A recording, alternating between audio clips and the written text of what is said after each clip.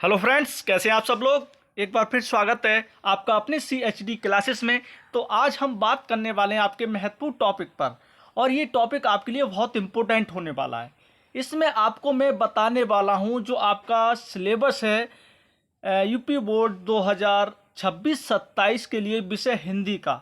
इसके बारे में मैं आपके लिए बताने जा रहा हूं, जो कि आपको जानना बेहद ज़रूरी है। अगर आपको सिलेबस ही नहीं पता होगा तो आप किस प्रकार से तैयारी करेंगे। सबसे पहली बात, हमको सिलेबस पता होना चाहिए। जब सिलेबस पता है तो हम उसके अकॉर्डिंग जो है अपनी तैयारी कर सकते हैं। ठीक, अगर हम बात करें आपका जो सिलेबस है इसके बारे में, तो आपका जो न्यू सिलेबस है 2026-27 इसके बारे में बात करने वाले हैं। ठीक है, विषय आपका हिंदी है और कक्षा 10 के लिए। ठीक, आपका 2026-27 के लिए आपका जो बोर्ड ने सिलेबस तैयार किया है उसके बारे में मैं आपको बताने वाला हूँ। ठीक है, अगर नोट में आपने देखा होगा इसमें आपका 70 अंक का लिखित परीक्षा होगी। ठीक है, आपका लिखित कितने का होगा, 70 का होगा, और आपका 30 का आंतरिक मूल्यांकन होगा। ठीक है, आंतरिक मूल्यांकन आपका जो कि स्कूल के द्वारा होता है 30 नंबर का। ठीक, ये आपका बात यहाँ तक क्लियर हुई।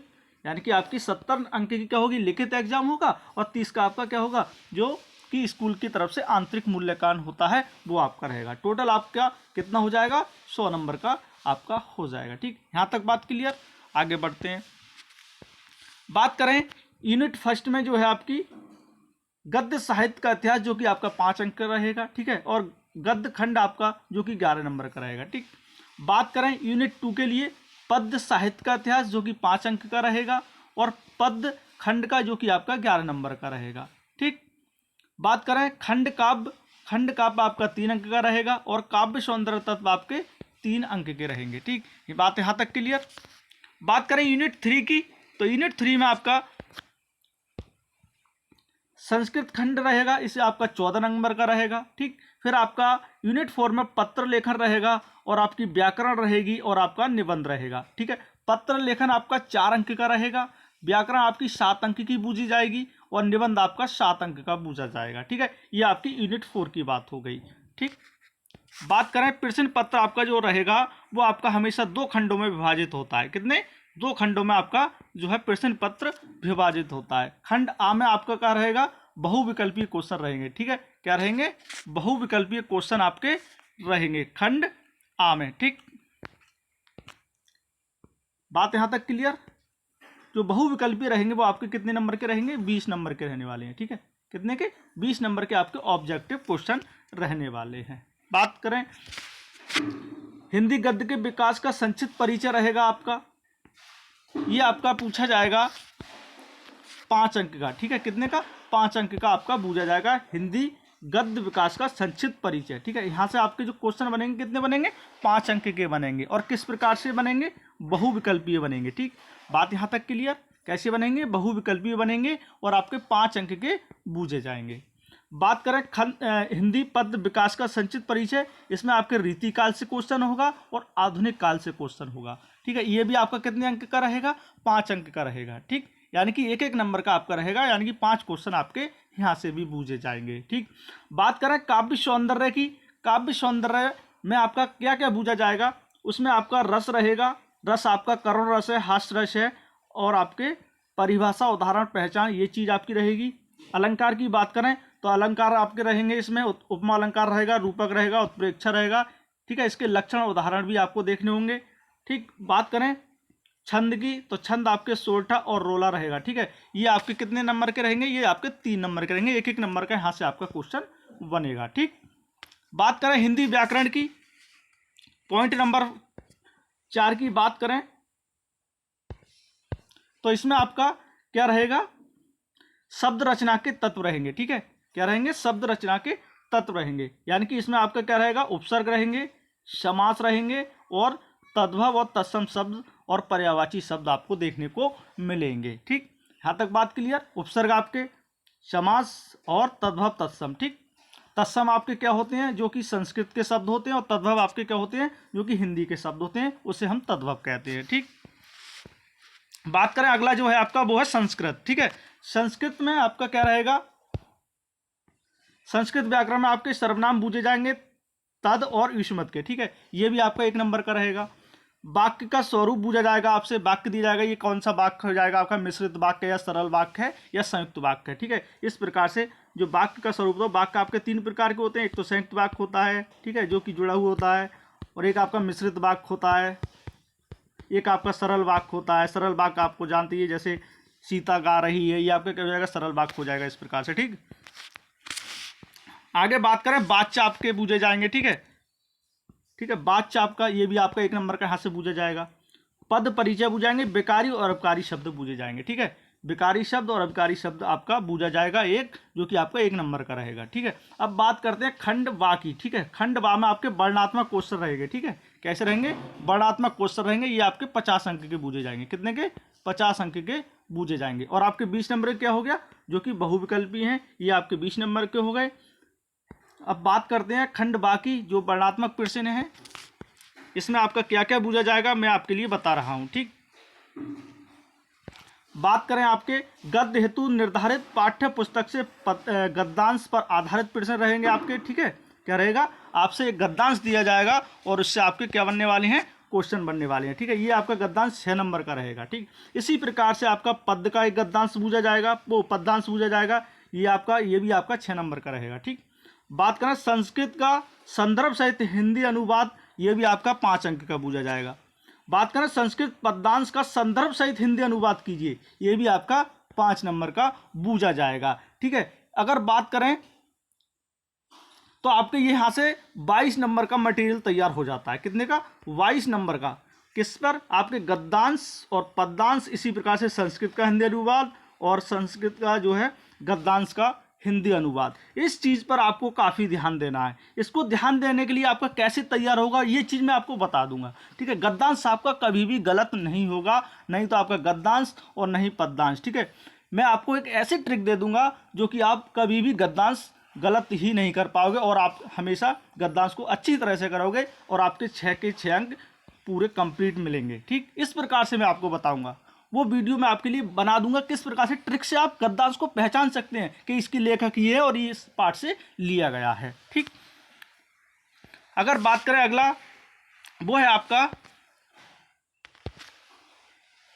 निर्धारित खंड काव्य कथानक चरित्र चित्रण तथ्य पर आधारित रहेगा, ये आपका 3 अंक का रहेगा। ठीक है, खंड काव्य, जिस प्रकार से आपका खंड काव्य होता है,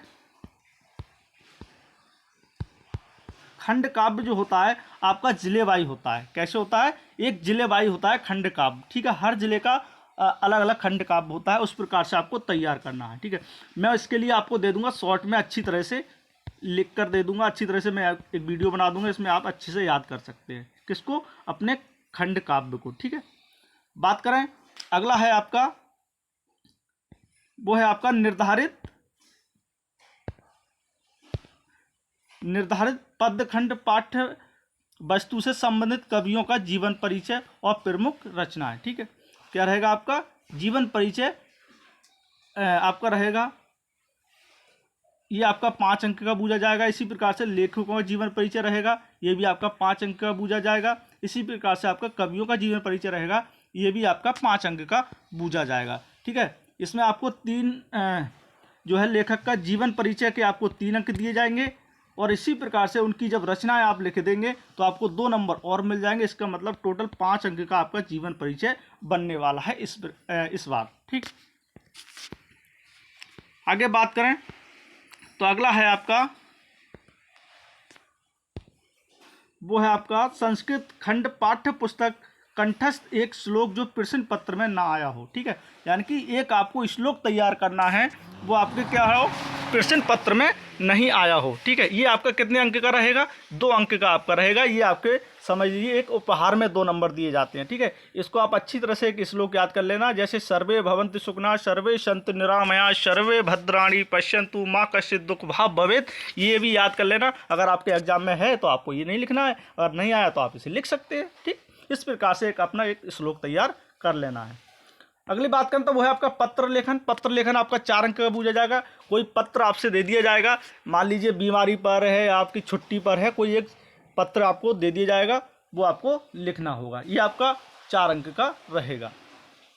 बात करें संस्कृत खंड पाठ्य पुस्तक पर आधारित प्रश्नों, किन्हीं 2 का संस्कृत में आपको उत्तर देना है। आपके 2 क्वेश्चन दिए जाएंगे संस्कृत के, उसमें आपको उत्तर देना है। ये आपके 2 अंक का हो जाएगा, ठीक है। कितने का? 2 अंक का। इसी प्रकार से अगर बात करें निबंध की, ठीक है, किसकी? निबंध। निबंध आपका वैज्ञानिक, सामाजिक, धार्मिक, सांस्कृतिक, आर्थिक समस्याएं, जनसंख्या, स्वास्थ्य, पर्यावरण पर या यातायात के नियमों पर आधारित विषय रहेगा। ये आपका 7 अंक का बूझा जाएगा, ठीक है। कितने का? 7 अंक का आपका निबंध रहेगा। महत्वपूर्ण जो इंपोर्टेंट निबंध होता है आपका, एक तो जनसंख्या पर होता है और एक आप पर्यावरण पर होता है। अगर आपने ये 2 निबंध कर लिए तो आपके एग्जाम में हमेशा मिलते ही हैं। ये 2 बहुत इंपोर्टेंट होते हैं बोर्ड की तरफ से, जनसंख्या और पर्यावरण पर आधारित, ठीक, निबंध, ठीक। ये आपके कितने का हो जाएगा? 7 अंक का हो जाएगा, ठीक। यहाँ तक बात क्लियर हो जाएगी। अब बात करते हैं जो आपका आंतरिक मूल्यांकन है स्कूल की तरफ से, वो रहेगा आपका प्रथम आंतरिक मूल्यांकन जो रहेगा मौखिक अभिव्यक्ति पर रहेगा, ठीक है। किस पर? मौखिक पर रहेगा। ये आपका अगस्त में आपका हो जाएगा। द्वितीय आंतरिक रचनाकार लेखन आधारित रहेगा, ये दिसंबर माह में हो जाएगा, ठीक है। इसी प्रकार से आपका तृतीय आंतरिक मूल्यांकन हो जाएगा। ये आपके किसका है? ये आपके स्कूल की तरफ से होता है, ठीक। ये इस पर आपको ध्यान नहीं देना है, ठीक है। ये किस पर रहेगा? आपके स्कूल पर आधारित रहेगा, ठीक। बात यहाँ तक क्लियर। बात करें आपके जो सिलेबस में कौन कौन से लेखक हैं उसके बारे में बात करते हैं, ठीक।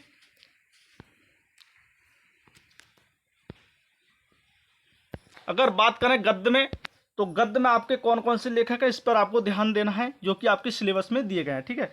एक आपका क्या है? रामचंद्र शुक्ल जी हैं, जयशंकर प्रसाद जी हैं, राजेंद्र प्रसाद जी हैं, भगवत शरण उपाध्याय जी हैं, पद्मलाल पुन्नालाल बख्शी जी हैं, रामधारी सिंह दिनकर जी हैं, जयप्रकाश भारती जी हैं, ठीक है। ये आपके देखने को मिलेंगे आपके 10th क्लास में जो आपके राइटर हैं, ठीक है। रामचंद्र शुक्ल जी का मित्रता है आपकी, ममता, जयशंकर प्रसाद जी का भारतीय संस्कृति, राजेंद्र जी का जनता, भगवत शरण उपाध्याय क्या लिखूं, पद्मलाल पुन्नालाल बख्शी का ईश्वरत तू न गई मेरे मन से, ये रामधारी सिंह दिनकर पानी में चंदा और चांद पर आदमी, ठीक है। ये केवल आपको ही करने हैं, ये आपके सिलेबस में है, अन्यथा आपको कोई और चैप्टर नहीं करना है। ये सिलेबस 2027 के अनुसार मैं आपको बता रहा हूँ, 26 के अनुसार मैं आपको बता रहा हूँ। बात करें खंड काव्य में आपके कौन कौन से राइटर हैं, वो है आपके सूरदास जी, इनके आपको पद देखनी है। तुलसीदास जी हैं, इनके धनुषभंग और बनपथ पर। रसखान जी को देखने हैं, सवैये और कवित्त। बिहारी लाल का भक्ति नीति देखना है। राम नरेश त्रिपाठी जी के स्वदेश प्रेम। मैथिली शरण गुप्त जी का भारत माता का मंदिर ये है। महादेवी वर्मा जी को देखना है। और आपको सुमित्रा नंदन पंत जी को, माखनलाल चतुर्वेदी, सुभद्रा कुमारी चौहान जी को, अशोक वाजपेयी को, श्याम नारायण पांडे जी को, केदारनाथ जी को, ठीक है। ये आपके सिलेबस में दिए गए हैं, इनको आपको देखना है अच्छी तरह से बोर्ड एग्जाम के लिए, ठीक। बात करें संस्कृत में आपका क्या क्या रहा है इस बार, संस्कृत की बात करें, संस्कृत में आपका रहेगा वाराणसी, देशभक्त, चंद्रशेखर, भारतीय संस्कृति, वीर वीरेण पूजते और अरुणय श्वेत केतु और संवाद, जीवन सूत्राणी और प्रबोधो ग्रामीणा, कैन किम वर्धते, अन्य वोक्ति विलासा, ठीक है। ये आपका रहने वाला है संस्कृत में, ये आपको चैप्टर पूरे करने ही होंगे, ठीक है। अगर बात करें खंड काव्य की, जो मैंने आपको बताया था वो आपका जिलेवार रहेगा, ठीक है। कैसे रहेगा? जिलेवार रहेगा, ठीक है। कैसे? जिलेवार आपका ये रहने वाला है खंड काव्य, ठीक है। जैसे आपका मुक्तिदूत हो गया, इसी प्रकार से आपके जो है खंड काव्य दिए जाएंगे, वो खंड काव्य आपको करने होंगे, अपने जिलावाई दिए जाएंगे, ठीक है। तो प्यारे छात्रों, ये वीडियो कैसी लगी आपको सिलेबस के लिए, ठीक है। मैंने आपको 2026-27 के लिए सिलेबस बताया है, ठीक है। अगर वीडियो अच्छी लगे तो वीडियो को लाइक करें और चैनल को सब्सक्राइब जरूर कर लें, अपने दोस्तों के पास शेयर जरूर कर दें, ताकि उन्हें भी पता चल जाए हमारा 2026-27 में सिलेबस कैसा है।